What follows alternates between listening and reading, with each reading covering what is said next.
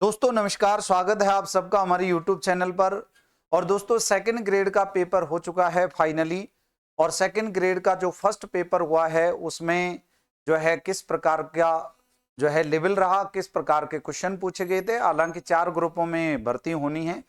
To the point, अपन paper first में जो ग्रुप ए के अंतर्गत पेपर फर्स्ट जो दिया है उसकी उत्तर कुंजी पर चलते हैं। उत्तर कुंजी आप देख सकते हैं, सेकंड ग्रेड का ये पेपर है। और दोस्तों यहां पर अपन चर्चा करने वाले हैं सीधे टू द पॉइंट आंसर की के बारे में। आंसर की आप लोग पहला क्वेश्चन देखेंगे, निम्नलिखित में से कौन से FICCI federation of Indian chambers of commerce and industry से संबंधित संगठन है। तो देखो इसमें all India organisation of employers दे रखा है, इंडियन काउंसिल ऑफ ऑर्बिटेशन दे रखा है, confederation of micro small and medium enterprises दे रखा है। और नीचे दिए गए विकल्पों को सही से जो है मिलान करने के लिए कह रहा है। तो इसमें जो आंसर रहेगा वो रहेगा बिल्कुल सी आंसर इसके अंतर्गत हो जाएगा। दोस्तों सी आंसर इसका हो जाएगा करेक्ट आंसर, ठीक है ना। अगले प्रश्न पर चलते हैं। अगला प्रश्न है दोस्तों, यहां पर देख सकते हैं। अगला प्रश्न है दूसरे नंबर का प्रश्न, आप लोग देख सकते हो, प्रश्न नंबर 2, ठीक है ना। भारत में विदेश नीति में गुट निरपेक्षता के सिद्धांत में निम्नलिखित में से क्या सम्मिलित नहीं था। बहुत अच्छा क्वेश्चन है ये। 2 क्वेश्चन थोड़े से ऐसे दिखाई दे रहे होंगे आपको। तो देखो क्या सम्मिलित नहीं था। तो दोस्तों विश्व मामलों में प्रति तटस्थता, ये गलत हो जाएगा। देखो ये सम्मिलित नहीं था। तटस्थता थोड़ी करनी थी, अलग अलग ग्रुप जो है बनाने थे। देखो सोवियत संघ अलग था, अमेरिका अलग था और गुट निरपेक्ष आंदोलन अलग था, तटस्थ थोड़ी था। ये आंसर इसमें गलत हो जाएगा। अगले प्रश्न पर चलते हैं। अगला प्रश्न है तीसरा। देखो 1974 में भारत ने श्रीलंका के साथ दोनों देशों के मध्य ऐतिहासिक पानी में सीमाएं तय करने की इच्छा से एक समझौता किया। निम्नलिखित में से किस द्वीप का नाम इस समझौते में विशेष रूप से उल्लेखित है। तो दोस्तों कौन से द्वीप का नाम उल्लेखित था, तो ये था कच्चा थीवू द्वीप। कच्चा थीवू द्वीप इसमें आंसर हो जाएगा जो है डी आंसर। अगले प्रश्न पर चलते हैं। अगला प्रश्न है प्रश्न संख्या 4। प्रश्न संख्या 4 जो है वो देख सकते हैं, ब्रिक्स के बारे में पूछा गया है कि निम्नलिखित में से कौन सा कथन सही नहीं है। भारत ने ब्रिक्स के बारे में देखो जो है यहां पर कौन सा कथन सही नहीं है। भारत ने 2021 में 13वां ब्रिक्स शिखर सम्मेलन आयोजित करवाया। देखो ये, और ब्रिक्स शिखर सम्मेलन 2021 का विषय तथा दृष्टिकोण था, ठीक है, शांतत्य, समग्रता व सहमति के लिए ब्रिक्स अंत सहयोग, ठीक है। और तीसरे में दे रखा है ब्राजील ने 1 जनवरी 2025 को ब्रिक्स की अध्यक्षता ग्रहण की। ब्रिक्स शिखर सम्मेलन 2025 का विषय था अधिक समावेशी व संपोषित विकास के लिए वैश्विक दक्षिण सहयोग को मजबूत करना। वैसे देखो इसमें 1 और 4 जो है कोई सा भी सही हो सकता है, ध्यान रखना, क्योंकि ये दोनों कथन हैं, ये दोनों कथन बिल्कुल सही नहीं बैठते हैं। तो ये दोनों कथनों का आप लोग थोड़ा सा ध्यान रखेंगे। हो सकता है कि इसमें आंसर 1 हो जाए और हो सकता है आंसर 4 हो जाए। ये प्रश्न थोड़ा सा डाउट में था। अगले प्रश्न पर चलते हैं कि इस महासभा, आंसर है, देखो क्वेश्चन है कि इस महासभा के समक्ष मैं अपनी जनता और अपनी सरकार की ओर से यह कहना चाहता हूं कि हम संयुक्त राष्ट्र संघ के संविधान के सिद्धांतों और उद्देश्यों के प्रति पूर्ण और निष्कलंक प्रतिबद्धता रखते हैं और हम अपनी पूरी क्षमता के साथ उन सिद्धांतों और उद्देश्यों की पूर्ति के लिए कार्य करने का प्रयास करेंगे। निम्नलिखित में से संयुक्त राष्ट्र संघ में भारत के किस प्रधानमंत्री ने यह महासभा में भाषण दिया था। दोस्तों देखो इसका भी थोड़ा सा आंसर जो है या तो हो सकता है अटल बिहारी वाजपेयी या हो सकता है जवाहरलाल नेहरू। और इसका आंसर जो मेरी ओर से रहेगा वो जवाहरलाल नेहरू रहेगा, जो कि कुछ पुस्तकों में मिला है लेकिन ऑथेंटिक पुस्तक से इसका कोई स्रोत प्राप्त नहीं हुआ है। अगले प्रश्न पर चलते हैं। अगला प्रश्न है, यहां पर आप लोग देख सकते हो, प्रश्न संख्या 6। प्रश्न संख्या 6 में विश्व व्यापार में दोहा दौर की वार्ताओं के जुलाई 2006 में निलंबन के बाद ओस्लो समूह नामक एक वैकल्पिक 6 का समूह बनाया गया था। इस समूह में कौन शामिल नहीं है। तो देखो कई सारे देश इसमें शामिल हुए थे लेकिन पाकिस्तान इसमें शामिल नहीं है। डी आंसर इसका करेक्ट हो जाएगा। कौन सा आंसर हो जाएगा, डी आंसर। अगले प्रश्न पर चलते हैं। अगला प्रश्न है दोस्तों, यहां पर आप देख सकते हैं। अगला प्रश्न, प्रश्न संख्या 7, निम्नलिखित में से, हाँ जी, प्रश्न संख्या 7 आप लोग थोड़ा सा देख सकते हैं। और प्रश्न संख्या 7 है, निम्नलिखित में से किस क्षेत्र में शिक्षा मनोविज्ञान का महत्व स्पष्ट रूप से दिखाई देता है? किस क्षेत्र में शिक्षा में मनोविज्ञान का महत्व स्पष्ट रूप से दिखाई देता है? विद्यार्थियों की विकासात्मक विशेषताओं को समझने में, ठीक है ना, ये बिल्कुल नहीं है। विद्यार्थियों की विकासात्मक विशेषताओं को समझने में मनोविज्ञान का, शिक्षा मनोविज्ञान का पूछा है, महत्व स्पष्ट दिखाई देता है। विद्यार्थियों की व्यक्तिगत भिन्नताओं को समझने में, ठीक है, प्रभावी शिक्षण विधियों को पहचान व पाठ्यचर्या निर्माण में और इसके पाठ्यचर्या निर्माण में नीचे दिए गए कोट का सही उपयोग कीजिए। तो देखो इसमें एक सही है कि भाई विकास कितना हुआ है विद्यार्थी को, इसको समझने में भी किया जाता है, विद्यार्थियों की व्यक्तिगत भिन्नताओं को समझने में भी, प्रभावी शिक्षण विधियों को पहचानने में भी किया जाता है, और देखो पाठ्यचर्या निर्माण में भी। तो दोस्तों इसका मतलब कि इसमें कौन सा आंसर बनेगा? 7 में। 7 में जो आंसर बन जाएगा वो बिल्कुल करेक्ट आंसर कौन सा बन जाएगा? 7 में बन जाएगा कौन सा? इसमें बन जाएगा बेटा बी। ए, बी और सी और डी तीनों चारों सही हैं, इसमें सभी विकल्प सही हैं। आंसर बनेगा इसका बी आंसर। अगले प्रश्न पर चलते हैं। अगला प्रश्न है दोस्तों 8वां, शिक्षा मनोविज्ञान। बहुत अच्छा क्वेश्चन है, आप लोग देख सकते हैं। शिक्षा मनोविज्ञान थोड़ा सा इस प्रकार का ही दिखाई दे रहा है पेपर, है ना। ये देखो, शिक्षा मनोविज्ञान के क्षेत्र को विभिन्न श्रेणियों के अंतर्गत वर्गीकृत किया जा सकता है। वृद्धि और विकास के ज्ञान को किस श्रेणी के अंतर्गत वर्गीकृत किया जाएगा? वृद्धि और विकास के ज्ञान को किसके अंतर्गत वर्गीकृत किया जाएगा? तो दोस्तों इसका जो बिल्कुल करेक्ट आंसर रहेगा वो आंसर रहेगा, देखो वृद्धि और विकास की बात कर रहा है, वृद्धि और विकास को अधिगमकर्ता में वर्गीकृत किया जाएगा। अधिगमकर्ता का यह महत्वपूर्ण कार्य है। दोस्तों अगले प्रश्न पर चलते हैं। अगला प्रश्न है यहां पर मूर्त संक्रियात्मक। ये देखो यहां पर देखेंगे, यहां पर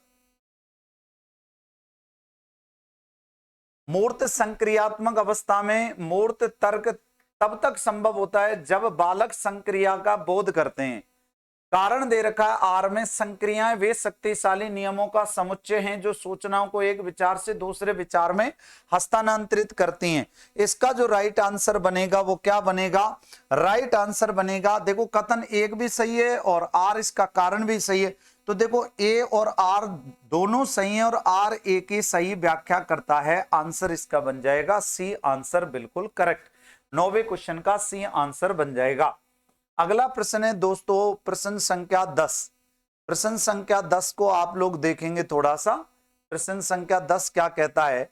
10 कहता है कि पियाजे के अनुसार संज्ञानात्मक विकास की किस अवस्था में बालकों में भाषा का विकास ठीक प्रकार से प्रारंभ हो जाता है तथा भाषा अभिव्यक्ति का माध्यम बनने लग जाती है। अभिव्यक्ति का माध्यम बन जाती है, विचारों का माध्यम बन जाती है, किसी को प्रस्तुत करने का माध्यम बन जाता है। तो इसमें पूर्व संक्रियात्मक अवस्था इसके अंतर्गत हो जाएगा। करेक्ट आंसर पूर्व संक्रियात्मक अवस्था इसका हो जाएगा ए आंसर। अगला प्रश्न है दोस्तों प्रश्न संख्या 11। कोहल वर्ग के नैतिक विकास सिद्धांत के अनुसार आत्म परिपूरक पारस्परिकता नैतिक विकास के किस चरण की विशेषता है? नैतिक विकास को दिया था किसने बेटा? कोहल वर्ग ने दिया था। और इसका आंसर रहेगा क्या? दंड एवं आज्ञाकारिता उन्मुखता, जी नहीं। सामाजिक व्यवस्था का संरक्षक उन्मुखता, ये भी नहीं है। सामाजिक अनुबंधन की उन्मुखता नहीं है, ठीक है ना। साधनात्मक सापेक्षवादी उन्मुखता इसका आंसर रहेगा। साधनात्मक सापेक्षवादी उन्मुखता इसका करेक्ट आंसर रहेगा। अगला प्रश्न है दोस्तों बहुत ही अच्छा। निम्नलिखित में से कौन व्यक्तित्व के जैव शारीरिक विकास या जैव शारीरिक उपागम से संबंधित नहीं है? जैव शारीरिक उपागम से संबंधित नहीं है तो दोस्तों कौन नहीं है? सेल्डन है, बाकायदा हिप्पोक्रेटस ने दिया ही है, गैलन ने दिया ही है। आंसर इसमें हो जाएगा आलपोर्ट। आलपोर्ट नहीं रहेगा दोस्तों, आलपोर्ट नहीं रहेगा इसके अंतर्गत। बी आंसर हो जाएगा करेक्ट। अगला प्रश्न है आप लोग देख सकते हो, अल्बर्ट बांडोरा के बारे में पूछा गया प्रश्न है। किसके बारे में? अल्बर्ट बांडोरा के बारे में प्रश्न पूछा है। अल्बर्ट बांडोरा ने अपने अध्ययन में पाया कि अधिगम वास्तविक प्रदर्शन एक प्रकार का सुप्त अधिगम के बिना भी हो सकता है। इसे इस रूप में संदर्भित किया जाता है। किस रूप में संदर्भित किया जाता है, किसने किया है इसको संदर्भित? तो आंसर रहेगा इसमें क्या, अधिगम विभेदीकरण, प्रयास एवं त्रुटि अधिगम, अंतर्दृष्टि अधिगम, ठीक है, संज्ञानात्मक अधिगम। तो इसका राइट आंसर रहेगा संज्ञानात्मक अधिगम। संज्ञानात्मक अधिगम इसका आंसर हो जाएगा, बिल्कुल करेक्ट। संज्ञानात्मक अधिगम से संबंधित है कौन? अल्बर्ट बांडुरा। अगला प्रश्न है, ये देख सकते हैं प्रश्न संख्या 14 को, निम्नलिखित में से कौन सा कथन अधिगम के बारे में सही है? कौन सा कथन अधिगम के बारे में सही है? परिपक्वता द्वारा व्यवहार में परिवर्तन अधिगम द्वारा अधिगम कहलाता है। बिल्कुल, परिपक्वता आएगी तो व्यवहार में परिवर्तन आएगा, ये अधिगम का प्रकार है, अधिगम की विशेषता है बाकायदा। ठीक है, अधिगम व्यवहार में अपेक्षाकृत अस्थायी परिवर्तन होता है। अधिगम व्यवहार में अपेक्षाकृत अस्थायी परिवर्तन होता है, जी नहीं, ये स्थायी परिवर्तन होता है दोस्तों। आंसर यही गलत हो जाएगा इसमें, ठीक है ना, ये स्थायी परिवर्तन होता है दोस्तों व्यवहार में, ठीक है ना। अधिगम एक उत्पाद है, ना कि प्रक्रिया।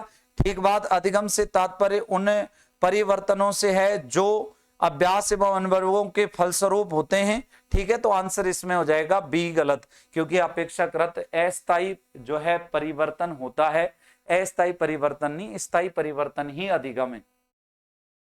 अगला प्रश्न है प्रश्न संख्या 15, शिक्षक अधिगम कर्ता की मानसिक तत्परता हेतु अनुदेशन कार्यों पर केंद्रित समस्यात्मक परिस्थिति का नाटकीकरण कर रहा है।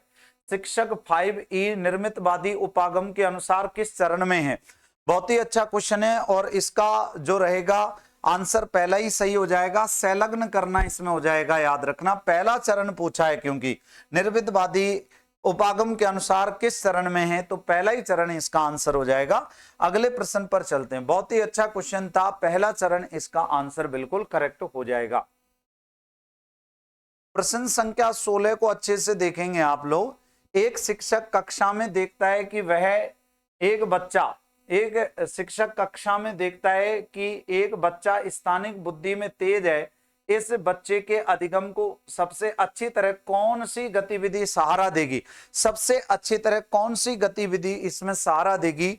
तो आंसर रहेगा इसका एक त्रिआयामी मॉडल अभिकल्पन।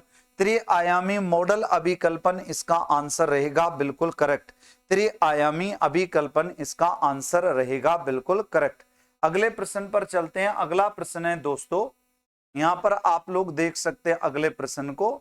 अगला प्रश्न है देखो 16वां, एक शिक्षक कक्षा में देखता है कि एक बच्चा स्थानिक बुद्धि में तेज है। इस बच्चे के अधिगम को सबसे अच्छी तरह कौन सी गतिविधि सहारा देगी? तो ठीक है, स्थानिक बुद्धि में तेज है, इसके बारे में तो अपन कर चुके हैं क्वेश्चन। 17वां क्वेश्चन अपन को देखना था। 17वां क्वेश्चन था 16 व्यक्तित्व कारक प्रश्नावली के संदर्भ में निम्नलिखित में से कौन सा कथन सही नहीं है?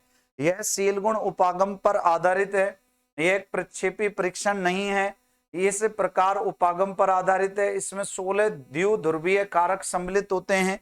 तो इसका जो राइट आंसर रहेगा वो रहेगा दोस्तों कौन सा? सी, इस प्रकार उपागम पर आधारित है। यह प्रकार किस पर आधारित है? उपागम पर आधारित है दोस्तों, यह आंसर इसमें करेक्ट हो जाएगा। अगला प्रश्न है 18वां। 18वें प्रश्न को देख सकते हो, जब कोई व्यक्ति अपनी इच्छाओं, प्रेरणाओं एवं व्यवहारों को बाल्यावस्था की इच्छाओं, प्रेरणाओं एवं व्यवहारों के अनुकूल बना लेता है तो उसे क्या कहा जाता है दोस्तों? यानी बाल्यावस्था के अनुकूल बना लेता है तो क्या कहते हैं इसको? तो दोस्तों इसको कहते हैं प्रतिगमन। प्रतिगमन इसको कहते हैं। डी आंसर इसमें करेक्ट रहेगा, प्रतिगमन इसका आंसर रहेगा करेक्ट। अगला प्रश्न रहेगा, देखो यहां पर आप लोग देख सकते हैं, किसी विद्यार्थी द्वारा, बहुत ही अच्छा क्वेश्चन है, क्वेश्चन संख्या 19, किसी विद्यार्थी द्वारा अपनी समस्या के संबंध में परिकल्पना बनाने संबंधी मानसिक प्रक्रिया स्टर्नबर्ग के त्रितंत्रीय बुद्धि सिद्धांत के अनुसार किस घटक के अंतर्गत सम्मिलित है? त्रितंत्रीय बुद्धि का सिद्धांत आपने पढ़ा होगा, और इसमें जो करेक्ट आंसर रहेगा वो रहेगा मेटा घटक। मेटा घटक इसका आंसर रहेगा, बिल्कुल करेक्ट, मेटा घटक इसका आंसर रहेगा। बहुत ही गजब का क्वेश्चन है दोस्तों, रिपीट हो सकता है अगली पारी में। अगला प्रश्न है कि निम्नलिखित में से शिक्षक के द्वारा किया गया कौन सा कार्य व्यक्तिगत भिन्नता के महत्व को इंगित नहीं करता है? सभी के लिए सम्मान। दोस्तों ध्यान रखना, सभी के लिए सम्मान निष्पादन स्तर तय करना, ठीक है ना। अध्यापन विधियों में भिन्नता रखना, ये तो सही है, ठीक है ना। रुचिपूर्ण गृह कार्य देना, ये भी सही है। व्यावसायिक निर्देशन भी देना, ये भी सही है। सभी के लिए समान निष्पादन स्तर तय करना, तो सभी के लिए समान निष्पादन स्तर तय करना इसका आंसर रहेगा। अगला प्रश्न है पीयूष, पीयूष की बात कर रहा है भाई, पीयूष की बात करेंगे अपन भी। तो पीयूष की बात कर रहे हैं, पीयूष के पास दूसरों की भावनाओं को प्रबंधित करने का कौशल है। यह अवलोकन संवेगात्मक बुद्धि के किस घटक को इंगित करता है? अंतर व्यक्तिगत प्रबंधन, अंतः व्यक्तिगत प्रबंधन। दोस्तों इसमें ध्यान रखना, संवेगात्मक लब्धि, अंतर व्यक्तिगत जागरूकता, आंसर हो जाएगा अंतः व्यक्तिगत प्रबंधन। इसका आंसर हो जाएगा ए विल बी करेक्ट आंसर। बहुत ही गजब का प्रश्न था दोस्तों, पीयूष के बारे में यह प्रश्न पूछा गया है। दोस्तों अगला क्वेश्चन है, देखो क्वेश्चन संख्या 22। कीर्ति हमेशा बैडमिंटन खेलने में उत्साह महसूस करती है, ठीक है। ये मन से अभी प्रेरणा आ रही है उसकी। चुनौतियों का सामना करती है। वह एक टूर्नामेंट में भाग ले रही थी, किंतु जैसे ही उसने खेलना शुरू किया उसके बाएं पैर में ऐंठन होने लगी, लेकिन दर्द और परेशानी के बावजूद वह खेल खत्म करने में कामयाब रही और जीत गई। उसके पास किस प्रकार की अभिप्रेरणा थी? किसी दूसरे ने थोड़ी दी थी, ये तो स्वयं उसकी आंतरिक अभिप्रेरणा थी। आंतरिक अभिप्रेरणा जो सकारात्मक या पॉजिटिव अभिप्रेरणा होती है, ध्यान रखना, ठीक है ना। पॉजिटिव मोटिवेशन कहते हैं इसको, ठीक है, आंतरिक अभिप्रेरणा को। अगला प्रश्न है प्रश्न संख्या 23। एक अर्जित अभिप्रेरणा जिससे प्रेरित होकर बालक अपने कार्य को इस ढंग से करता है कि उसे अधिक से अधिक सफलता मिल सके, क्या कहलाता है दोस्तों? प्रश्न संख्या 23 में देखेंगे ये क्या कहलाता है दोस्तों।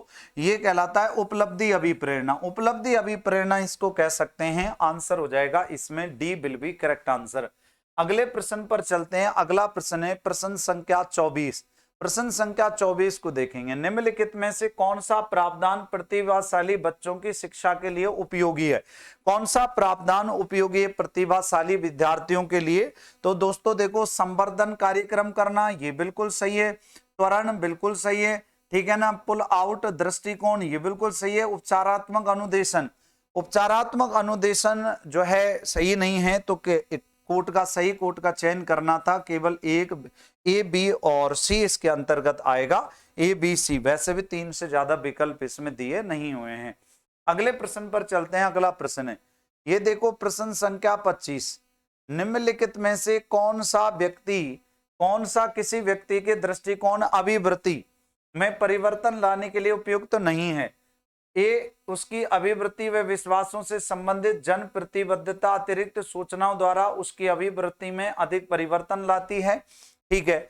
बी इसमें कह रहा है, ध्यान रखना, बी इसमें कह रहा है, देखो बी इसमें कह रहा है जब व्यक्ति सक्रिय भागीदारी के माध्यम से जानकारी प्राप्त करता है तो दृष्टिकोण परिवर्तन अधिक होता है। जब आकर्षक और प्रभावशाली जानकारी व्यक्ति को दी जाती है, तो इसमें दोस्तों चौथे नंबर का है समूह चर्चा द्वारा दृष्टिकोण परिवर्तन। समूह चर्चा द्वारा दृष्टिकोण परिवर्तन, ये देखो समूह चर्चा द्वारा दृष्टिकोण परिवर्तनों की वकालत करना। तो देखो इसमें एक भी सही हो सकता है और 4 भी सही हो सकता है ना। एक भी सही हो सकता है, 4 भी सही हो सकता है दोस्तों, ठीक है ना। अगला प्रश्न है, अगला प्रश्न आप देखेंगे प्रश्न संख्या 26।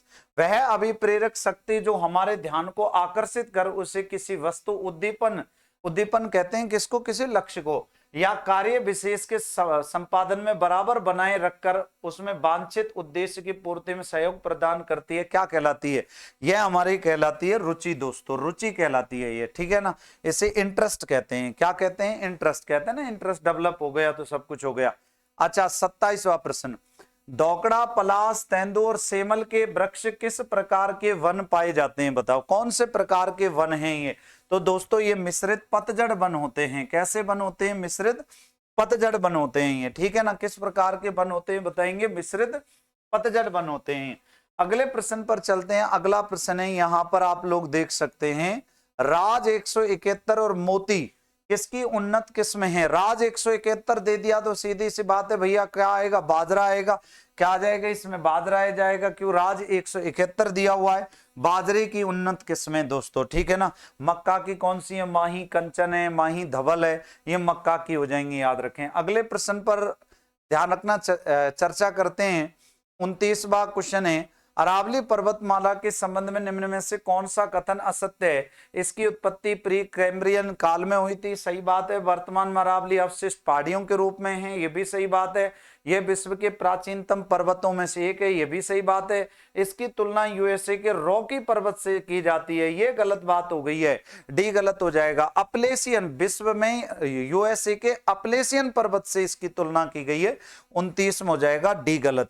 क्या गलत हो जाएगा? डी गलत हो जाएगा। अगले प्रश्न पर चलते हैं। अगला प्रश्न ही देख सकते हैं, प्रश्न संख्या 30 को। और 30 क्या कह रहा है देखो, राजस्थान में, ठीक है ना, राजस्थान में 40 डिग्री समवर्षा रेखा के बारे में बात की है कि कौन सा जिला 40 सेंटीमीटर समवर्षा रेखा गुजरती, कौन से जिले में से? तो देखो पहला है सीकर, नागौर, जालौर। ठीक है, विचार करेंगे। 40 की बात कर रहा है। पहली हो जाएगी 20, अर्ध शुष्क और शुष्क को बांटती है, फिर अर्ध शुष्क, शुष्क और आर्द्र को बांटती है 40। ठीक है ना, कई पुस्तकों में देखो आपको 50 भी मिलेगा, लेकिन आप जब डॉक्टर हरिमोहन सक्सेना को पढ़ोगे तो वो 40 रहेगा उसमें। ठीक है ना, और इसमें 30 में जो राइट आंसर बनेगा वो बनेगा बी आंसर। सीकर हो जाएगा, अजमेर हो जाएगा, सिरोही हो जाएगा। सीकर, अजमेर और सिरोही से गुजरती है दोस्तों ये। ठीक है ना, इसके इधर की साइड में दक्षिण पूर्व में आ जाएंगे तो अपन क्या आ जाएगा? आद्र आ जाएगा। फिर उसके बाद में निम्नलिखित में से एक बनास नदी के दाहिने तट की सहायक नदी है। डाई जो है बाएं में मिलती है, बेडज बाएं में मिलती है, कोठारी भी बाएं में मिलती है। तो आंसर इसका जो रहेगा करेक्ट वो खारी हो जाएगा, खारी इसका आंसर हो जाएगा। 31 का जो आंसर हो जाएगा वो हो जाएगा खारी दोस्तों। क्या हो जाएगा इसका आंसर? खारी इसका आंसर हो जाएगा, करेक्ट आंसर। अगले प्रश्न पर चलते हैं, प्रश्न संख्या यहाँ पर 32 को मिलान करना था दोस्तों, बिल्कुल मिलान कर देंगे। ठीक है ना, एक तरफ तो देलवाड़ा माउंट आबू पर्वत, ठीक है, देलवाड़ा आबू पर्वत पर है, नाकोड़ा बालोतरा में है, रामेश्वरम धाम सवाई माधोपुर में, त्रिपुरा सुंदरी बांसवाड़ा में। तो एक में हो जाएगा 3, एक में 3 कहां पर है? यहां पर है और यहां पर है। ठीक है ना, बी में हो जाएगा 1, तो बी में 1 यहां पर है, यहां पर भी है। सी में हो जाएगा 4, तो सी में 4 यहां पर है किंतु यहां पर नहीं है, तो आंसर इसमें हो जाएगा पहला ही। ठीक है, पहला ही आंसर हो जाएगा। 33वें क्वेश्चन की चर्चा करते हैं। 33वां क्वेश्चन क्या कह रहा है भाई? 33वें क्वेश्चन को देखो आगे। निम्न में से किस नस्ल के गौवंश दुग्ध उत्पादक और अच्छे बैलों के लिए जाने जाते हैं और अधिकांश बाड़मेर, पाली, सिरोही तथा सांचौर जिलों में पाए जाते हैं? वैसे तो देखो दुग्ध उत्पादन के लिए फेमस है कौन सा? दुग्ध उत्पादन के लिए फेमस है कांकरेज। ठीक है ना, राठी भी फेमस है भाई, राठी है, उसे अपन क्या कहते हैं? राठी बहुत इंपॉर्टेंट, राजस्थान के कामधेनु कहलाती है। और देखो कांकरेज से निकला है कौन सा? नागौरी किस्म के, ध्यान रखना, क्या नागौरी किस्म कांकरेज से निकली है।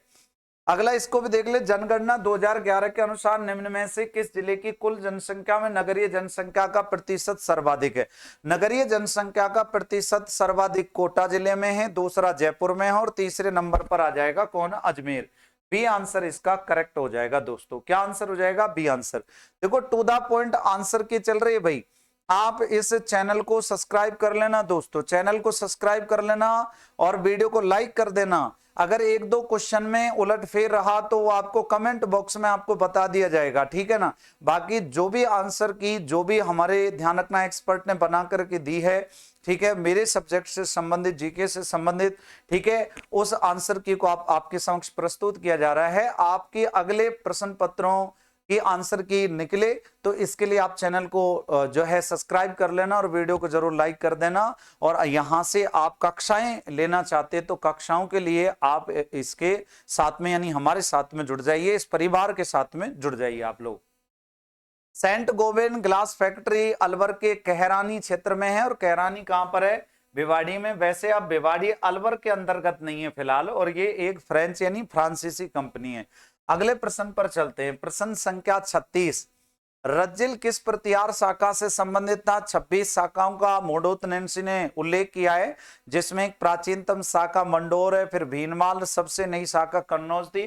तो मंडोर का शासक था रज्जिल। ठीक है ना, चौहान निम्नलिखित में से किस स्थान से संबंधित नहीं थे? तो चौहान रणथंभौर में थे, गोविंदराज तृतीय ने नींव डाली थी। यहाँ पर नाडोल में भी चौहान थे, लक्ष्मण चौहान ने नींव डाली थी नाडोल में। जालौर में भी चौहान थे, जालौर में कीर्तिपाल चौहान ने नींव डाली थी, लेकिन लोद्रबा में चौहान नहीं थे दोस्तों। लोद्रबा में जो थे वो कौन थे? लोद्रबा में थे भाटी। अगले प्रश्न पर चलते हैं। अगला प्रश्न है दोस्तों बहुत ही अच्छा, और आप लोग देख सकते हैं, सुल्तान इल्तुतमिश के जालौर अभियान के दौरान वहां का शासक कौन था? वहां का शासक था उदय सिंह दोस्तों। उदय सिंह वहां का शासक था उस समय। भील जनजाति के संदर्भ में पाल क्या है? भीलों के गांव को पाल कहते हैं दोस्तों, भीलों के गांव को पाल कहते हैं। 39 में क्या रहेगा? एक आंसर रहेगा। अगला प्रश्न है दोस्तों, याद रखना, निम्नलिखित में से कौन सा चित्र धूसर मृदभांड संस्कृति का पुरा स्थल है? तो इसका आंसर रहेगा बिल्कुल करेक्ट जो रहेगा वो 40 में बी आंसर रहेगा। मैंने आपको बताए थे कि भाई धूसर मृदभांड कहां पाए गए हैं? बैराठ में पाए गए हैं। अक्सर कई बार ये प्रश्न रिपीट होता है, आरपीएससी का बड़ा फेमस क्वेश्चन है। अगले प्रश्न पर चलते हैं।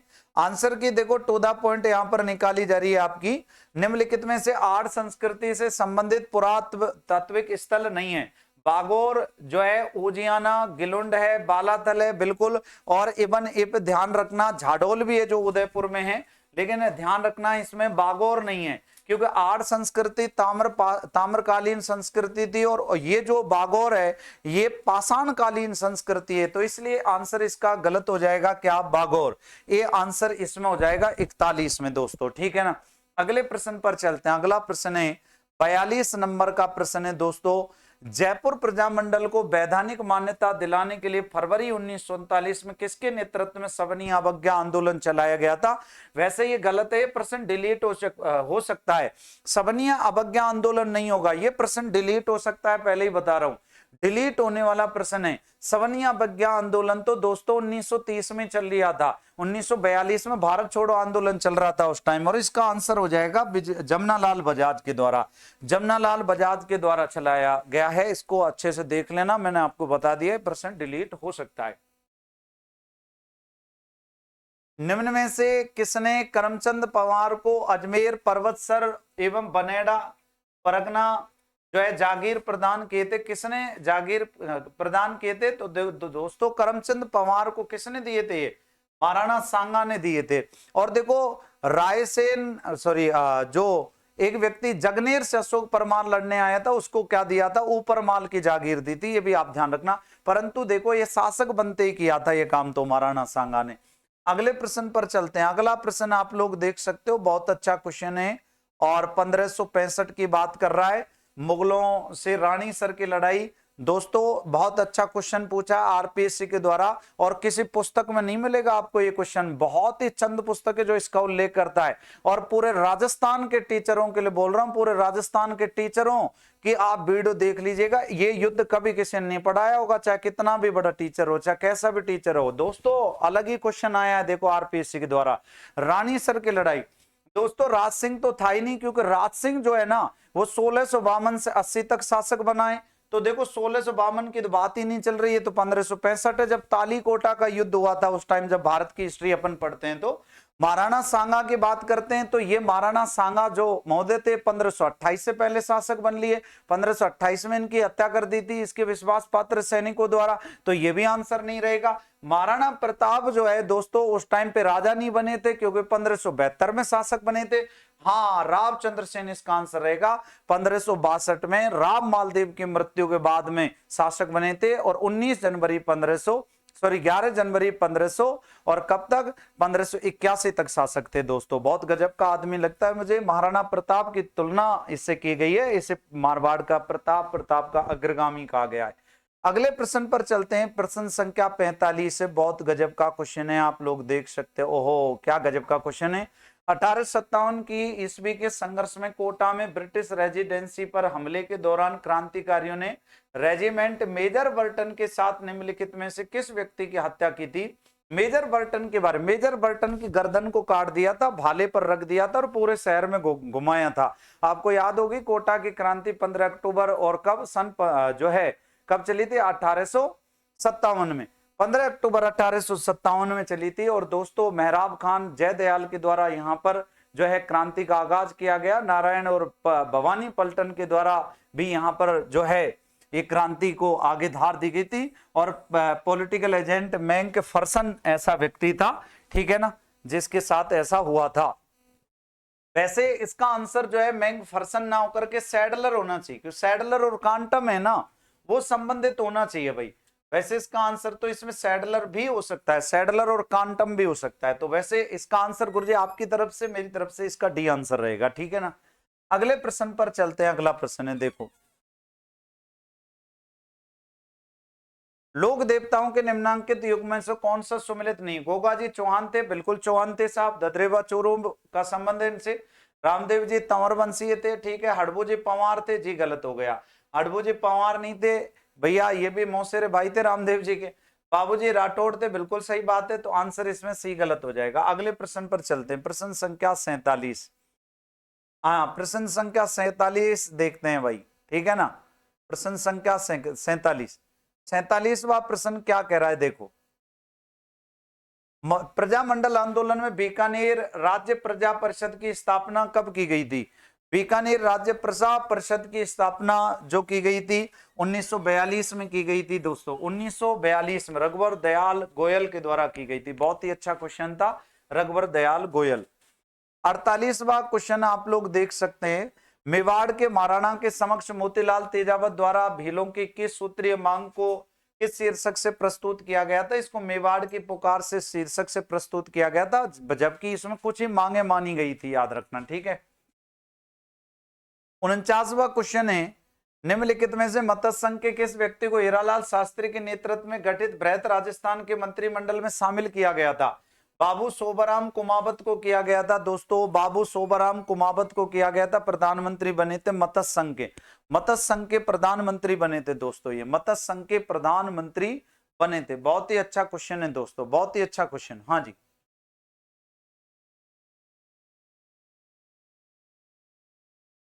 अगला प्रश्न आप लोग देख सकते हैं। अगला प्रश्न है 50, प्रश्न संख्या 50।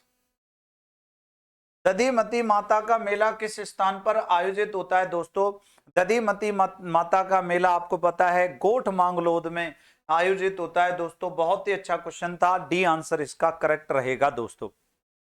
कौन सा आंसर बन जाएगा इसका? डी आंसर बिल्कुल करेक्ट बन जाएगा, डी आंसर इसका करेक्ट बन जाएगा दोस्तों। अगले प्रश्न पर चलते हैं। अगला प्रश्न है, और प्रश्न संख्या देखो 51वां क्या कह रहे हैं, 51वें प्रश्न को देखते हैं अपन। पुत्र के जन्म के 10वें दिन किस रिवाज को मनाया जाता है? तो दोस्तों उस टाइम दसोटन मनाया जाता है, दसोटन नामकरण होता है। इसमें सूर्य के जो है दर्शन भी कराए जाते हैं बच्चे को। अगला प्रश्न है, देखो, प्रश्न संख्या 52। यहां पर है, राजस्थान में निम्नलिखित संतों में से रामानंदी संप्रदाय की रहवासा पीठ। वैसे रामानंदी संप्रदाय को रामानुज संप्रदाय कहते हैं, गलताजी में पीठ है इसकी, और कृष्णदास प्यारी ने स्थापित की थी। लेकिन रहवासा सीट जो है वो अग्रदास के द्वारा या अग्रदास के द्वारा जो है स्थापित की गई थी। अगला प्रश्न है, आप प्रश्न संख्या देखेंगे 53 को। निम्नलिखित में से किस दुर्ग में सूरज प्रकाश, खुशहाल प्रकाश, लक्ष्मी प्रकाश, बसंत प्रकाश नामक भवन है? ये महल है नाहरगढ़ के, आपको पता है ना, एक जैसे 9 महल बनवाए थे माधो सिंह द्वितीय ने, स्क्रप्चल पार्क के पास में, यानी जिसे माधवेंद्र पैलेस कहते हैं। अगला प्रश्न है, प्रश्न संख्या 54। साहिबदीन कहां के चित्रकार थे दोस्तों? साहिबदीन, साहिबदीन चित्रकार थे कहां के? ये थे मेवाड़ के, मेवाड़ के थे। साहिब राम कहां के थे? जयपुर के थे। और सालिग्राम कहां के थे? सालिग्राम अलवर के थे, ठीक है ना। चित्रकलाओं में पढ़ाया था मैंने आपको। 55वें नंबर के क्वेश्चन को देखेंगे कि संविधान संशोधन द्वारा संविधान में यह जोड़ा गया कि एक व्यक्ति 2 या 2 से अधिक राज्यों का राज्यपाल नियुक्त हो सकता है, ठीक है दोस्तों। और जो राज्य आय में बड़ा होगा वो ज्यादा पेमेंट देगा उसको, और वेतन ऐसे में कौन निर्धारित करेगा? राष्ट्रपति। तो ये 7वां संविधान संशोधन हुआ था 1 नवंबर 1956 को। आंसर इसका 1 नवंबर 1956 रहेगा। ये 56वां क्वेश्चन है, निम्नलिखित लोक गीतों में से कौन से विवाह के अवसर पर गाए जाते हैं? जला और जलाल गाए जाते हैं, बिल्कुल गाए जाते हैं दोस्तों। परिणीत गीत गाए जाते हैं, है ना। सीठड़े भी गाए जाते हैं, मजाक जब किया जाता है, ठीक है।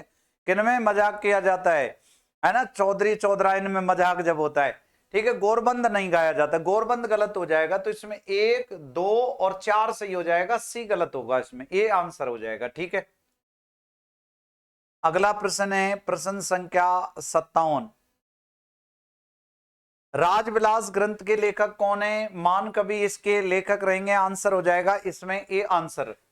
ठीक है ना। प्रश्न संख्या 58 में देखेंगे, भारत में राज्य के महाधिवक्ता का पारिश्रमिक यानी वेतन कौन निर्धारित करता है?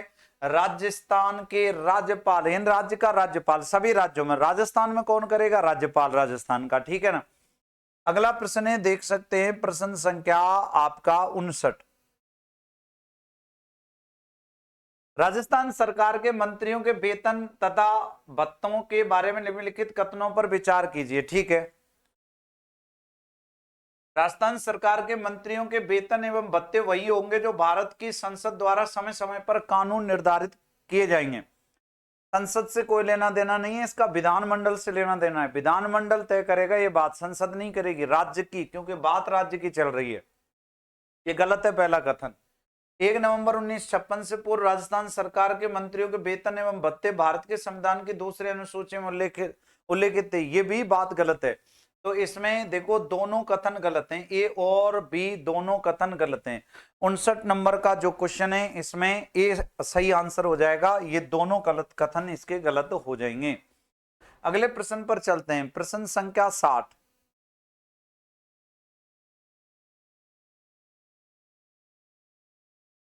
60वें प्रश्न को देखो,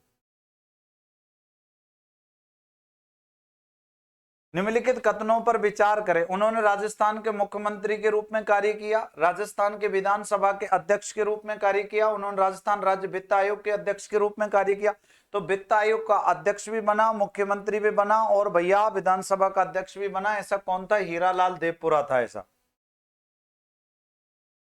तो आंसर इसका हो जाएगा हीरालाल देवपुरा इस क्वेश्चन का। अगला प्रश्न है दोस्तों, राजस्थान लोक सेवा आयोग के सदस्यों की नियुक्ति तथा पदावधि के संबंध में निम्नलिखित में से कौन सा कथन सत्य है? राजस्थान का राज्यपाल कदाचार के आधार पर अध्यक्ष अथवा आयोग के किसी सदस्य और उसके पद से हटा सकता है, ये गलत बात है। हटाएगा कौन? राष्ट्रपति। नियुक्त कौन करेगा? राज्यपाल। आयोग का सदस्य अपना पद संभालने से 6 वर्ष की अवधि तक अथवा 65 वर्ष की, ओह 65 गलत है, ये भी गलत है। अगला इसमें ही देखेंगे, तीसरा है राजस्थान लोक सेवा आयोग के अध्यक्ष अथवा अन्य सदस्यों की नियुक्ति राजस्थान के राज्यपाल द्वारा की जाती है। बात सही हो गई इसमें, और सही पूछा है। अध्यक्ष की नियुक्ति भारत के राष्ट्रपति द्वारा की जाती है अथवा आयोग के अन्य सदस्यों की नियुक्ति राजस्थान के राज्यपाल द्वारा। जी नहीं, ये गलत है। ठीक है, नियुक्ति कौन करेगा? राज्यपाल। हटाएगा कौन? राष्ट्रपति, कदाचार के आधार पर। राजस्थान, अगला प्रश्न आप लोग देख सकते हैं, ये राजस्थान, हाँ जी, राजस्थान सचिवालय पुनर्गठन समिति 1969 का मुख्य उद्देश्य क्या था? सचिवालय भवन का निर्माण करना। सचिवालय भवन का निर्माण करना था दोस्तों। अगले प्रश्न पर चलते हैं, 63वें नंबर का क्वेश्चन, राजस्थान राज्य मानव अधिकार आयोग के बारे में निम्नलिखित वाक्यों को ध्यान से पढ़िए तथा सही उत्तर चुनिए। बिल्कुल चुनेंगे। प्रारंभ में इसमें 1 अध्यक्ष और 6 सदस्य थे। जी नहीं, 1 अध्यक्ष और 4 सदस्य थे, ये गलत है। आयोग की अपनी जांच एजेंसी है जिसका नेतृत्व न्यूनतम पुलिस महानिरीक्षक पद का अधिकारी करता है। ये सही बात हो गई इसमें, ठीक है ना, और सही पूछा है। आगे देख सकते हैं, इसके गठन की अधिसूचना अक्टूबर 1994, गलत है 1999। और देखो राजस्थान राज्य मानव अधिकार आयोग, ठीक है ना, आयोग जो है जनवरी 1995 से क्रियाशील है, ये भी बात गलत है। ग्राम पंचायत नियोजन एवं समन्वय समिति का अध्यक्ष कौन होता है दोस्तों? इसका जो समिति का अध्यक्ष होता है वो कौन होता है? सरपंच होता है दोस्तों। इसका कौन होता है? सरपंच होता है। ग्राम प्रधान कहते हैं इसको, सरपंच इसका आंसर है ग्राम पंचायत नियोजन समिति का, क्योंकि ये निर्वाचित होता है। अगला प्रश्न है, देखो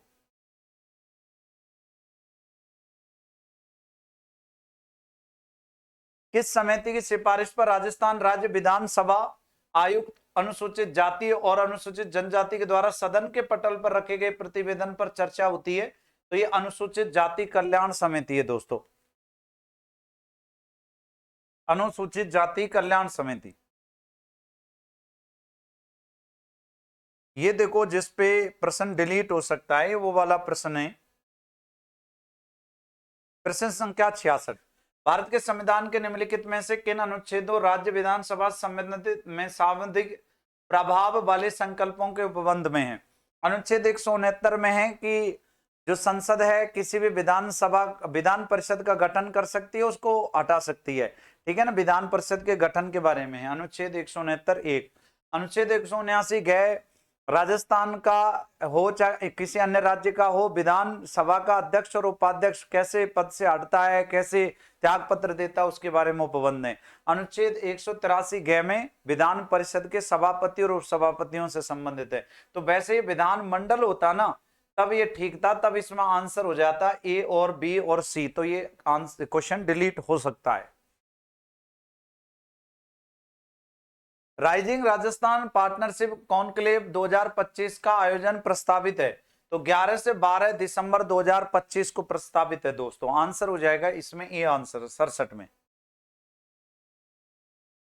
68 है गढ़सीसर झील, ठीक है ना, जैसलमेर में जो है। 2025 में किस कारण से प्रदेश में चर्चा में रही वंदे गंगा जल संरक्षण जन अभियान समापन समारोह के रूप में चर्चा में रही थी? आंसर है इसमें ए, पर्यटन के विकास को बढ़ावा मिला इससे। राजस्थान सिटी गैस डिस्ट्रीब्यूशन नीति 2025 के संदर्भ में निम्नलिखित कथनों पर विचार कीजिए एवं सही विकल्प का चयन कीजिए। कथन ए, इस नीति के क्रियान्वयन के लिए विभाग द्वारा निर्देशन की अध्यक्षता में वाली एक राज्य स्तरीय समिति का गठन किया गया। ये बात गलत है। यह नीति 31 मार्च 2030 तक अथवा अन्य नीति लागू होने तक प्रभावी रहेगी। ये गलत है।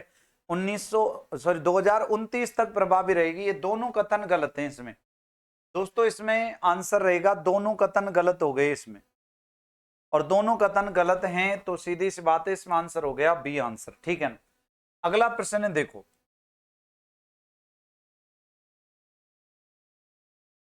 जून 2025 में आयोजित 29वें राज्य स्तरीय भामाशाह सम्मान समारोह में कितने प्रवासी राजस्थानियों को प्रवासी राजस्थानी शिक्षा सम्मेलन आयोजित करने के लिए सम्मानित किया गया है?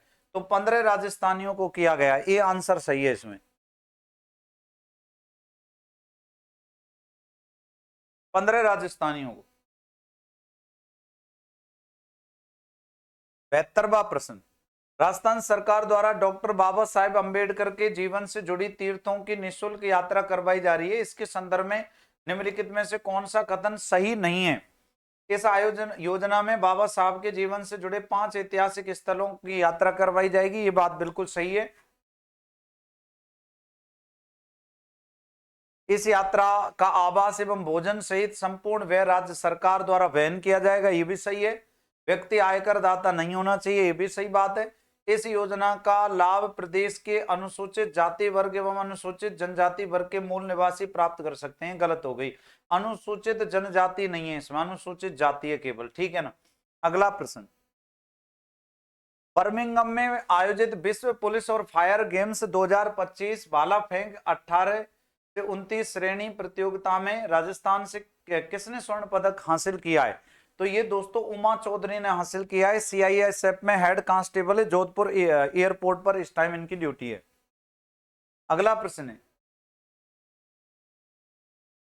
एशियार प्रशांत क्षेत्र में 12वें क्षेत्रीय 3R और सर्कुलर इकोनॉमी फोरम का आयोजन राजस्थान के किस शहर में आयोजित हुआ? तो आंसर इसका जो रहेगा करेक्ट वो रहेगा किसमें आयोजित हुआ था? जयपुर में आयोजित हुआ था।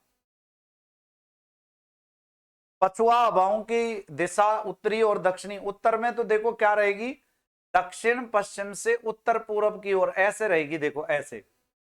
और इधर के कैसे रहेगी दोस्तों? इधर रहेगी उत्तर पश्चिम से और दक्षिण पश्चिम पूर्व दक्षिण पूर्व की ओर ऐसे रहेगी।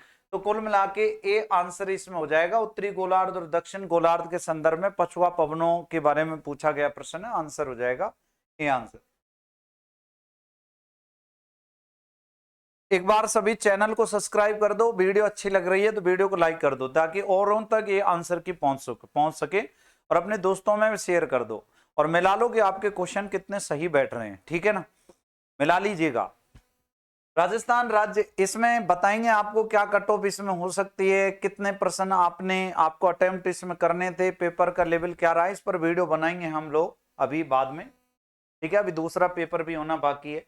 राजस्थान राज्य सहकारी क्रय विक्रय संघ लिमिटेड ने जुलाई 2025 में राज्य की सहकारी समितियों के उत्पादों को अंतर्राष्ट्रीय बाजार तक पहुंचाने के लिए एमओयू हस्ताक्षरित किया है। किसके साथ?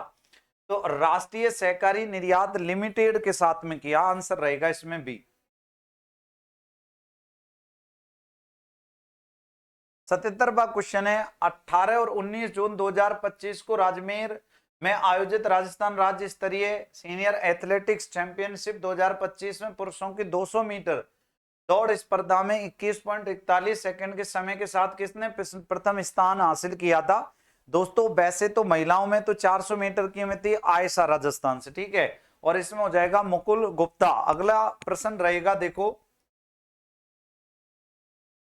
निम्नलिखित में किस देश में एपेनिन पर्वतमाला स्थित है? एपेनिन रहेगी इटली के अंतर्गत, इटली के अंतर्गत है दोस्तों एपेनिन। अगला प्रश्न है, कोप 29 यूएन जलवायु सम्मेलन में जीवन और आजीविका की रक्षा के लिए विकासशील देशों के वित्त पोषण में कितनी वृद्धि की गई है?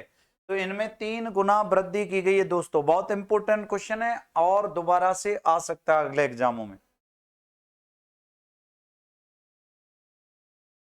निम्नलिखित में से कौन से मापदंड व्यापार संबंधित बौद्धिक संपदा अधिकार ट्रिप्स के भाग हैं? देखो कॉपीराइट बिल्कुल भाग है, ट्रेडमार्क बिल्कुल भाग है, पेटेंट्स बिल्कुल भाग है, जलवायु सॉरी भौगोलिक निर्देशन बिल्कुल भाग है, इसके अलावा व्यापार जो है चिंतन ये भी भाग है। तो इसमें सभी सही हो जाएंगे, तो ए बी सी डी सभी सही होंगे इसमें। इसमें आंसर हो जाएगा B answer. World population prospects 2024 के अनुसार विश्व के शीर्ष 5 जनसंख्या वाले देशों में निम्नलिखित में से कौन सा देश सम्मिलित नहीं है? सबसे ज्यादा जनसंख्या वाला में इंडोनेशिया है, चीन है, भारत है, यूएस है, लेकिन पाकिस्तान है, लेकिन नाइजीरिया नहीं है। नाइजीरिया गलत हो जाएगा इसमें, डी आंसर। सूची एक को सेकंड के साथ सम्मिलित कर दीजिए, ठीक है, और सही उत्तर का चयन दीजिए। उत्तरी अंडमान में पड़ेगी, ध्यान रखना, क्या ये पड़ेगी उत्तरी अंडमान में? सैडल पीक, सैडल पीक उत्तरी अंडमान में है। माउंट थ्विलर जो है वो ग्रेट निकोबार में है, ठीक है ना। अब इस हिसाब से इसका आंसर क्या रहेगा? दक्षिण अंडमान में है माउंट कोयोब और मध्य अंडमान में माउंट डियावोलो। अब आंसर इसमें जो बनेगा उस हिसाब से आंसर इसका देख लेंगे, आंसर क्या बनेगा, ठीक है ना। तो उत्तरी अंडमान में सैडल पीक रहेगा, तो ए में हो जाएगा 3, तो सी आंसर इसका करेक्ट हो जाएगा, ठीक है ना। उत्तरी अंडमान में सैडल पीक रहेगा और सी में हो जाएगा 2, तो सी में 2 है, देखो, ठीक है ना। आंसर बनेगा सी आंसर इसका। हिंद महासागर तथा प्रशांत महासागर के मध्य मौसमी परिवर्तनों में प्रक्षेत्र जो है उतार चढ़ाव वाला प्रतिरूप सी सौ पैटर्न कहलाता है। तो क्या कहते हैं इस पैटर्न को? वाकर परिसंचरण के नाम से इसे जाना जाता है, वाकर परिसंचरण कहते हैं इसको। निम्नलिखित में से कौन सा पठार दामोदर नदी जो है अपवाहित होती है, कौन से पठार में होती है? तो ये छोटा नागपुर पठार में होती है दोस्तों। आंसर रहेगा इसका 4, है ना। झारखंड और पश्चिम बंगाल के अंतर्गत प्रवाहित होती है दामोदर, जिसे पश्चिम बंगाल का शोक भी कहते हैं। अगला प्रश्न है, भारत के निम्नलिखित में किस क्षेत्र में उष्णकटिबंधीय आर्द्र सदाबहार वन नहीं पाए जाते हैं? अंडमान निकोबार में पाए जाते हैं, पश्चिमी घाट पर पाए जाते हैं, पश्चिम तट पर, उत्तरी पूर्वी भारत यानी असम साइड, अरुणाचल प्रदेश साइड पाए जाते हैं, गंगा डेल्टा में नहीं पाए जाते। यहां मैग्रोव प्रकार की वनस्पति पाई जाती है, याद रखना। 86 तेल परिशोधनशालाओं को उनकी अवस्थिति के अनुसार पूर्व से पश्चिम में सही जमाओ। पहले पड़ेगी पूर्व में डिगबोई, फिर पड़ेगी उसके बाद में ध्यान रखना नुमालीगढ़, फिर पड़ेगी गुवाहाटी और सबसे लास्ट में बोइंग गांव पड़ेगी। तो आंसर इसमें इस हिसाब से हो जाएगा DACB, DACB हो जाएगा इसमें आंसर। 87 में देखेंगे आप, 87वां।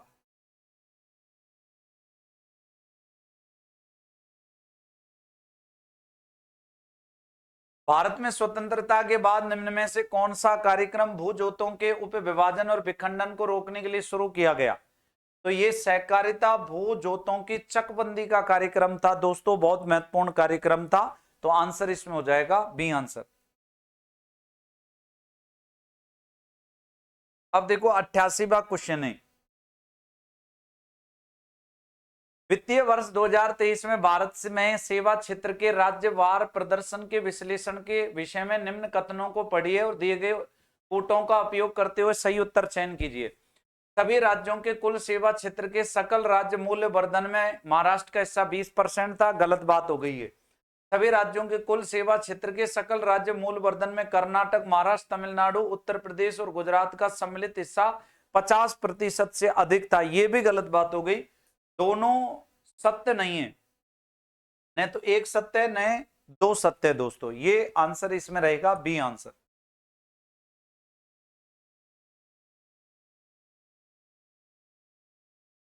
सूची एक को सूची सेकंड से सुमिलित करना है और नीचे दिए गए कोटों का उपयोग करते हुए सही उत्तर चयन करना है। इस पर देखो स्टार आप लगा लेना, इसका क्या उत्तर बोर्ड मानता है ये डिपेंड करेगा बोर्ड पर। ये थोड़ा सा प्रश्न है, हालांकि फार्मासिस्ट जो दवाइयां हैं उनमें तीसरा स्थान रहेगा भारत का, और जो दूध में रहेगा ध्यान रखना पहला स्थान। और दोस्तों मांस को लेकर थोड़ा कंट्रोवर्सी है, कपास को लेकर के जो है दूसरा स्थान दे रखा है, ठीक है ना। तो ये दोनों तो आप बिल्कुल क्लियर कर लेना। आर्थिक सर्वेक्षण 2024-25 के अनुसार 2023-24 में भारत के साथ सर्वाधिक व्यापार करने वाला देश कौन रहेगा? ये संयुक्त राज्य अमेरिका रहेगा दोस्तों, संयुक्त राज्य अमेरिका रहेगा दोस्तों, ठीक है ना, संयुक्त राज्य अमेरिका रहेगा। सी आंसर इसमें करेक्ट हो जाएगा। संयुक्त अरब अमीरात मत कर देना, ये गलत है, संयुक्त राज्य अमेरिका यूएसए रहेगा।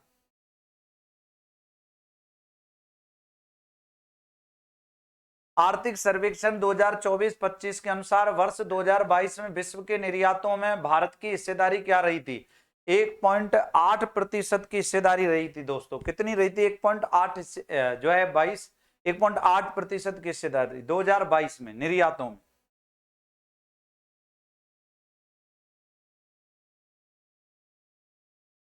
अगला प्रश्न है आर्थिक सर्वेक्षण, ये तो आपको करवा दिया है। हाँ जी, 92 भारत सरकार अधिनियम 1919 के संबंध में सही कथनों के संबंध में सही कोड चुने। यह मॉन्टेग्यू चेम्सफोर्ड सुधारों का संहिताबद्ध संस्करण था जिसका नाम एडविन चार्ल्स मॉन्टेग्यू और लॉर्ड चेम्सफोर्ड के नाम पर रखा गया था, जिन्होंने क्रमशः ब्रिटिश भारत के राज्य सचिव और वायसराय के रूप में पद संभाले थे। बात कर लेंगे। भारतीय राष्ट्रीय कांग्रेस ने अधिनियम को अस्वीकार कर दिया था।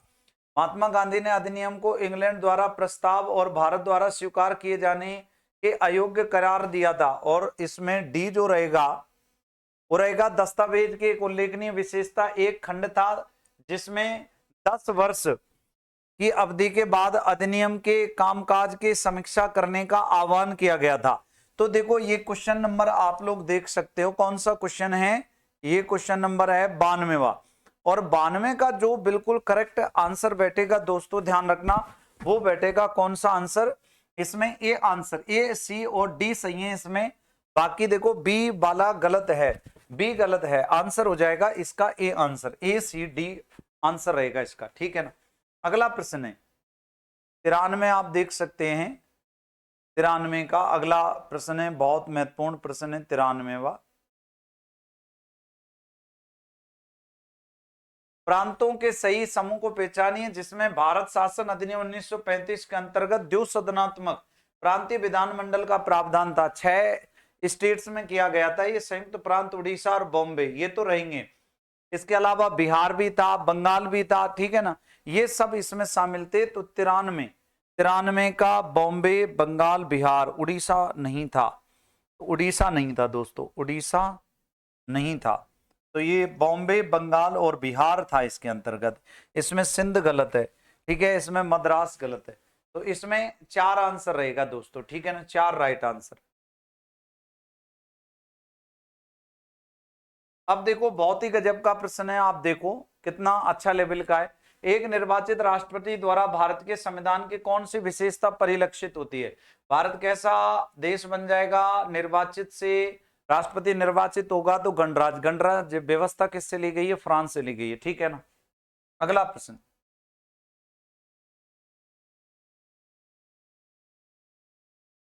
किस संविधान संशोधन अधिनियम द्वारा संविधान संशोधन विधेयक पर राष्ट्रपति की अनुमति को अनिवार्य बना दिया गया है? तो ये 24वां संविधान संशोधन था दोस्तों, ध्यान रखना। कौन सा? 24वां संविधान संशोधन था दोस्तों, ठीक है ना। कौन सा? 24वां संविधान संशोधन। 95 का है सी आंसर, 93।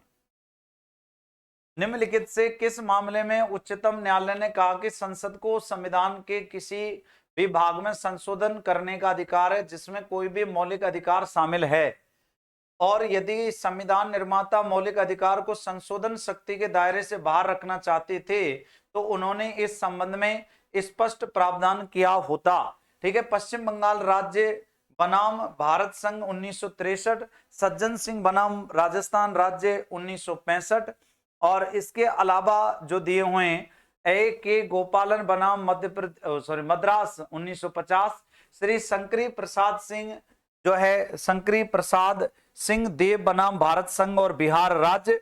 तो 96 क्वेश्चन का जो बिल्कुल राइट आंसर बनेगा वो यही बनेगा, श्री शंकरी प्रसाद सिंह देव बनाम भारत संघ और बिहार राज्य विवाद। संविधान 42वां संशोधन अधिनियम 1976 के द्वारा राज्य की नीति के निर्देशक तत्वों में निम्नलिखित में से कौन से अनुच्छेद अंत स्थापित हुए? 39 कै, 43 कै, 46 कै और 48 कै। और 97 का जो आंसर बनेगा वो क्या बनेगा दोस्तों? तो 1 सही है इसमें, 2 सही है इसमें और 3 भी सही है इसमें, ठीक है। और आंसर इसका जो बन जाएगा बिल्कुल राइट 97 का वो बनेगा सी आंसर। सी आंसर देखो, सी 97।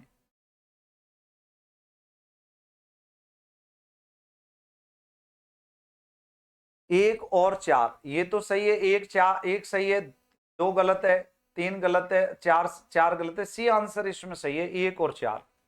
48 कै को और 39 के को।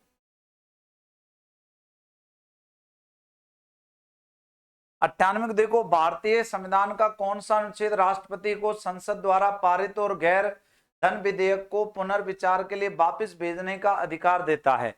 कौन वापस भेजने का अधिकार देता है? तो अनुच्छेद 111 देता है दोस्तों। बी आंसर इसका गलत हो जाएगा, सॉरी सही हो जाएगा बी आंसर। 99 थोड़ा कंट्रोवर्सी का प्रश्न है और ये थोड़ा सा लपेटो टाइप का प्रश्न है, ठीक है ना। किसी राजनीतिक दल को राष्ट्रीय दल के रूप में मान्यता देने के लिए निम्नलिखित में से कौन सी शर्त सही है? कौन सी शर्त सही है? यदि कोई दल कम से कम 3 अलग अलग राज्यों में लोकसभा में 2% सीट लेकर के आता है, तो ये बिल्कुल बात सही हो जाएगी, पहला ही सही हो जाएगा इसमें। अगला प्रश्न है दोस्तों, यहां पर देख सकते हैं एक तरफ प्रधानमंत्री एक तरफ उप प्रधानमंत्री है,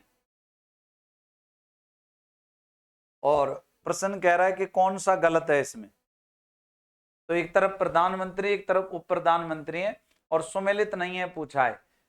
चौधरी देवीलाल चरण सिंह, ये गलत है, ये गलत हो जाएगा। चौधरी देवीलाल तो देवगौड़ा के समय, ठीक है। चरण सिंह मोरारजी देसाई सही है। सरदार वल्लभ भाई पटेल जवाहरलाल नेहरू के समय उप प्रधानमंत्री थे और चौधरी चरण सिंह मोरारजी देसाई के समय थे, बिल्कुल सही बात है। और इंदिरा गांधी के समय मोरारजी देसाई थे, तो आंसर इसमें ये हो जाएगा। और दोस्तों ये क्वेश्चन थे, और अगर आप चाहते हैं कि इसी तरीके से अन्य जो है एग्जाम का आप लोगों को यहां पर विश्लेषण करके आप लोगों को जो है आंसर की यहां से मिले, ठीक है, क्लासें भी यहां से मिले, दोस्तों इस चैनल को जरूर सब्सक्राइब कर लेना, क्योंकि कहते हैं ना कि 1, 2, 4, 10 दिन के अंतर्गत यहां से जरूर कुछ अमूलचूल परिवर्तन होने वाला है। और एक ध्यान रखना, आप लोग इसको सब्सक्राइब करना और वीडियो को जरूर लाइक करना दोस्तों, क्योंकि देखो बहुत मेहनत के साथ में कार्य होता है। लगभग 5 से 4 घंटे 6 घंटे का इंतजार, फिर उसके बाद पेपर हुआ, फिर पेपर लाए, फिर उसके बाद आंसर की निकालना, ठीक है ना। खैर 1-2 क्वेश्चन में अगर मान लो कोई डाउट आपको लगता है तो आप कमेंट बॉक्स में बताना जरूर। एक्सपर्ट के द्वारा जो आंसर की दी गई है बहुत बढ़िया है, लेकिन फिर भी हम लोग आपका सॉल्यूशन यहां से करेंगे दोस्तों। आई होप आप लोगों को क्लास अच्छी लगी होगी, वीडियो को जरूर लाइक कर देना। बहुत बहुत धन्यवाद। राम राम, नमस्कार, जय हिंद, जय भारत सभी को। थैंक यू प्यारे बच्चों, धन्यवाद।